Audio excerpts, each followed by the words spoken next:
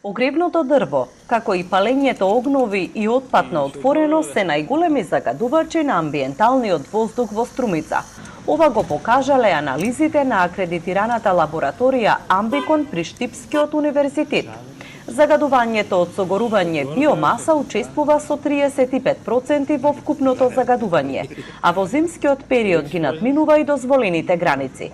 После домаќинствата на второ место е сообраќајот, кој исто така се јавува како сериозен загадувач. Биомасата всушност представува согорување на огревно дрво, но тоа не подразбира само домаќинствата, туку секаде каде што има согорување на огревно дрво. Значи може да се најде во некоја индустрија или во некои фурни, ресторани кои што го користат и главно и домаќинствата. Исто така друг извор кој што е поврзан со согорувањето на биомасата е согорување на оган на отворено и горење на отпад. Овој извор исто така го има во одреден процент во оваа општина и прилично е значаен во периодот мај-јуни и зимниот период, доцна есенски и зимен период.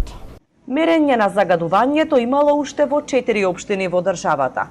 Резултатите во другите места не се совпаѓале со оние во Струмица, вели професорката Зенделска. Имало доста сличности, но и разлики, поради што секоја општина има различни предизвици во однос на загадувањето на амбиенталниот воздух. Градоначалникот на Струмица Костадинов смета дека општината прави сериозни чекори во справување со овој проблем, како што се субвенционирање за приклучок на гасоводната мрежа, но и со месечни субвенционирање на потрошениот газ, но и со воведување на електричен јавен превоз во општината. За изворите на загадување пак вели дека мора заеднички да се действува со институциите и со граѓаните. Извор на загадување е неквалитетното огревно дрво. Сега ова се наметнува и е предизвик не само за општината, за UNDP, за УГД, туку и за македонски шуми, со кои што треба да разговараме и сме во контакт во однос на испораката на огревно дрво до домаќинствата. Не можеме да ги обвиниме граѓаните дека тие загадуваат. Граѓаните си плаќаат тоа што ќе им се испорача, за да нормално си ги затоплат своите домови, особено во зимскиот период, ќе горат тоа што ќе им се однесе. Во друг аспект, во однос на спречување на аерозагадувањето, мораме да потенцираме дека важна е соработката граѓани-општина. Џабени се проекти ако ние немаме соработка. Џабени се велосипедски патеки ако пешачиме врз нив и паркираме возило.